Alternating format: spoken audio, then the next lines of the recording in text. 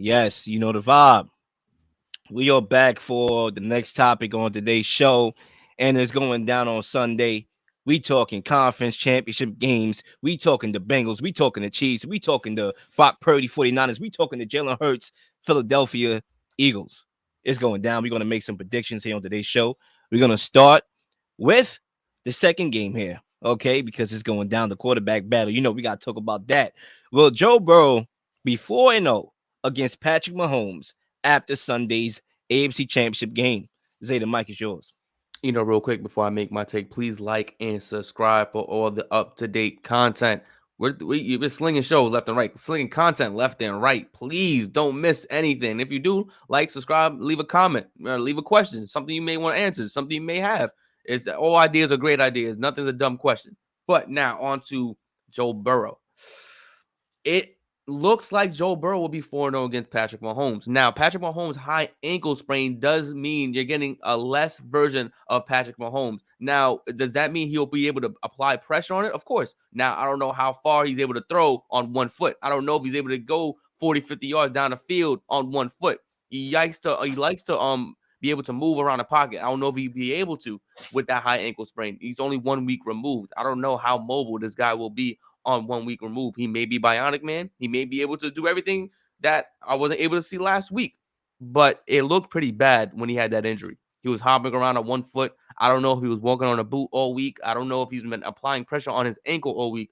And sometimes rest on a high ankle sprain could also be a recipe for disaster when you're trying to apply pressure on it, when you're trying to do more than what you can on a football field nonetheless, in Arrowhead nonetheless. It's going to be interesting to see. I think Joe Burrow is ready to take his heart out, snatch the hearts out of the Chiefs. He sees an injured animal. He's only going to attack it. He's going to swarm it. And I think Joe Burrow will be dynamic against the Chiefs in that game, and they will head to a back-to-back Super Bowl appearance. Yeah, I mean, look, I know the way how this question is worded is really dedicated to talk about the quarterbacks here. And in all fairness, these are the top 3 quarterbacks in the NFL. But to me, the two most important people on this field is actually the defensive coordinators for both teams. Right? I'm going to go with my guy, Lou, Bengals defensive coordinator. I don't know how to pronounce his last name. That's why I say Lou.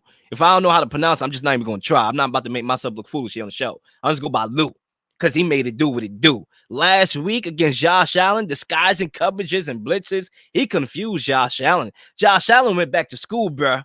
My man's went back to college. Trigonometry. Okay, well, that's high school. But you know what I mean. He went back to biology. He was in class like, what the hell am I seeing? You know what I mean? Where you seen the pyramids and you seen everything in the math. He was like, oh my God, I'm seeing too much here. They confused Josh Allen. He could do that here. Matter of fact, this was the same game last year in the AFC Championship game last year that made Mahomes look like a shell of himself. He was like, we never see Mahomes look like that. So if they can do that, he's on one leg. My man's is on one leg. Bring the blitz, disguise the blitz, drop back, confuse him. He's a shell of himself. You talking about a high ankle sprain. He ain't Superman, he ain't God. Okay, so he's hopping on one leg. They should be able to get to Mahomes, confuse him at the line, and win on that side of the ball. As far as Steve Spagnuolo, the defensive coordinator for the Chiefs, I mean, let's face it. What is the biggest weak link of the Bengals? O-line. Even though they played well last week, it still remains the O-line. Bring the blitz. See if you can disrupt the explosive plays down the field by getting to Joe Burrow. And that's why the two most important plays to me, well, not plays, but two most important people on the field is both defensive coordinators. But who do I think is going to have a better day? It's going to be my man Lou. He going to make it do what it do. Consider it 2 in a row. They going to Super Bowl the Bengals. I like them 27-24. I like that score. I'm actually going 30-17 Bengals. I think like you stated, the blitz is going to be important for both teams. I think the Bengals will send more blitz, seeing if Patrick Mahomes can move out the pocket on a bad angle. They want to put pressure on him and apply pressure as much as possible. Anticipate Andy Reid to have Patrick Mahomes play out the shotgun more often, actually, if not the entire game, so that he has ample time to see where everybody is every play is coming from. I don't think the play action is going to be a strength this game because if he's unable to move, he's unable to move out the pocket, he's gonna have to make quick throws. And a lot of those throws will be short passes. So anticipate the blitz happening and a lot of 3 and out to happen for the Chiefs. I think Patrick Mahomes has shown us they not a year in, year out. He makes the impossible possible. And don't be surprised if something happens where he's just showing that he's just a man amongst boys as a quarterback. I think this is going to be a very great game. I want to say it's high scoring, but right now my gut is telling me that the Bengals defense is going to show out in this game. And I know for sure if the Bengals win, we're going to come on here Monday and we're going to say what we already said on the last show. Joe Burrow is that cat. Joe Burrow is the number one quarterback in the league. Because how can we not say it? 4-0, 2 in a row in playoffs against Mahomes? What are we doing here? But if for whatever reason, and it's possible, like you said, like I won't be shocked if Mahomes win. Then now we have a very interesting conversation that can go either way, and I won't argue against it being either way. But let's move on to the next game here. We got a second game, and it's actually the first game, theoretically. The Eagles, the 49ers, it's going down. Cuzzo ain't here to predict this game. We all know he's an Eagles fan, but Zay, is Cuzzo going to come back on this show on Monday upset, or is he going to be a happy camper? Does my guy Brock Purdy, does his improbable run come to an end against the Eagles? The mic is yours. Before we got on air, I said I was on the fence on either team. Me too. Because even right now, I'm still on the fence, and I'm gonna talk I'm gonna say why, and then I'm gonna talk my way through it. Both quarterbacks have something to prove in this game. Brock Purdy's proven that he could be the starter of a dynamic offense, that he could push their teams past the limits of the quarterback position being Mr. Irrelevant. And they're showing that he deserved to be higher drafted and also deserving of a starting spot for the 49ers for the foreseeable future. He's the franchise guy.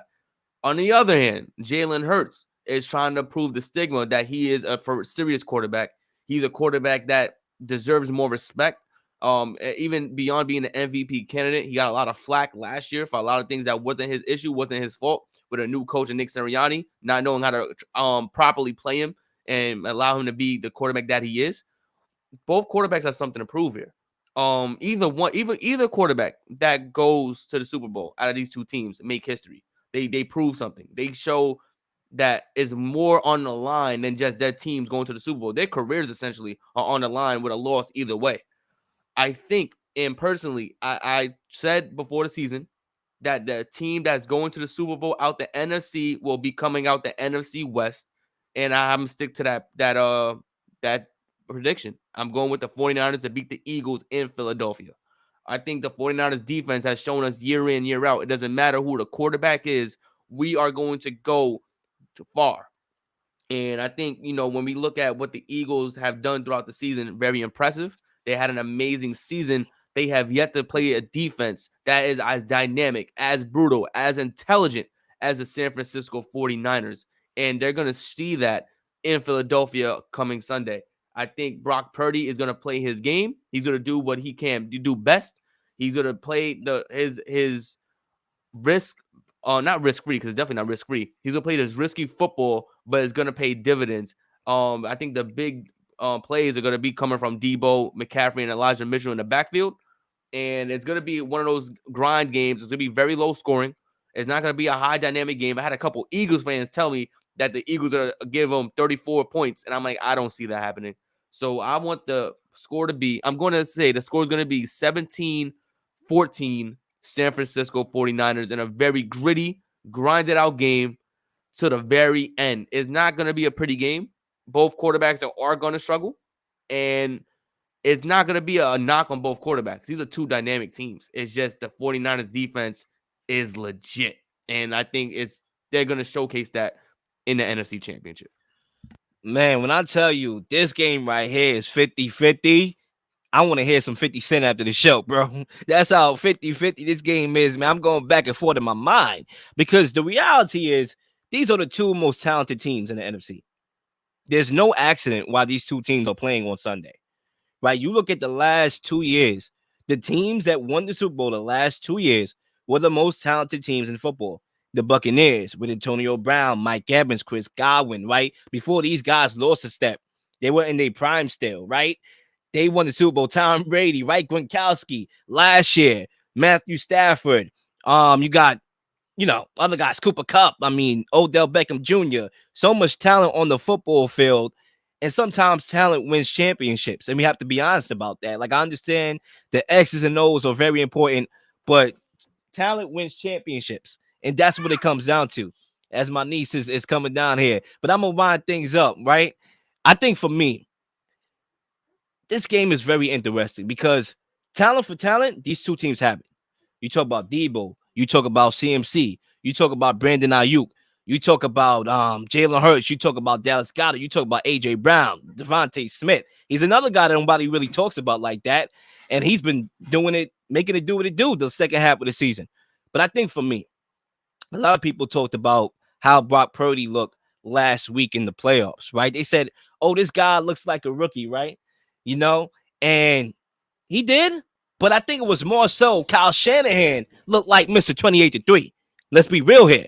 He's a guy that went real conservative. You talk about the game last week. I mean, they down 6-3 on the Dallas 29-yard line with 3 minutes left to go in halftime. Okay, before halftime, they opted to kick a field goal. It's 4th and 2, 29-yard line. They opted to kick the field goal. Not to mention that clock management on that drive was, what are you doing? So conservative. It's like the bigger the moment, the more conservative Kyle Shanahan gets. And that's why, forget the quarterbacks, forget the talent.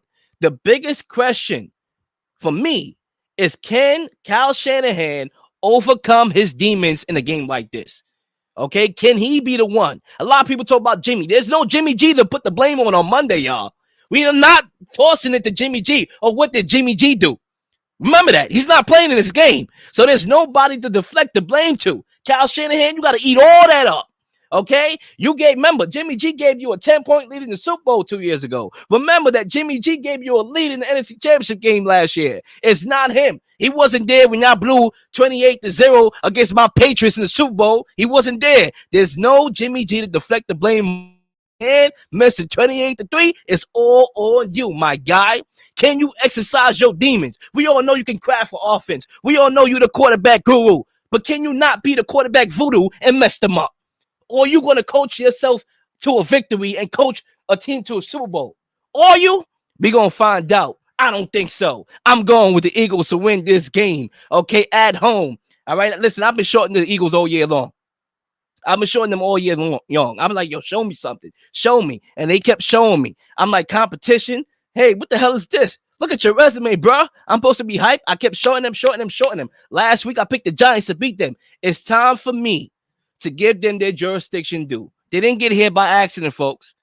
And they're going to show me that. And as much as I want the 49ers to win this game, because I do, I like the 49ers. They have talent. But I'm going to tell you this. There's going to be a lot of questions come Monday when they lose. Is Brock Purdy the answer? Do we give Tom Brady a his Al? Okay, a his Al? Do we call him? I think so. Who knows? But I'm going with the Eagles to win this game. I agree it's going to be low scoring. But at the same time in the middle, 24-21, I'm going with the Eagles. And you know what? I might change my mind later on in the day. That's how close this game is to me. And who knows what I really think come Sunday.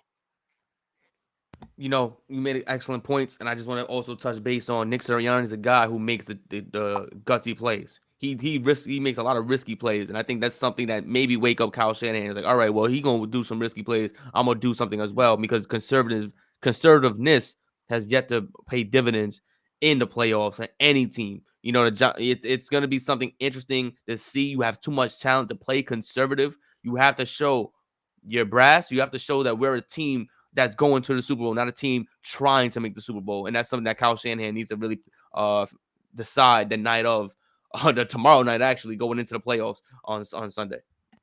And look, the 49ers, they got to stop the RPOs, man.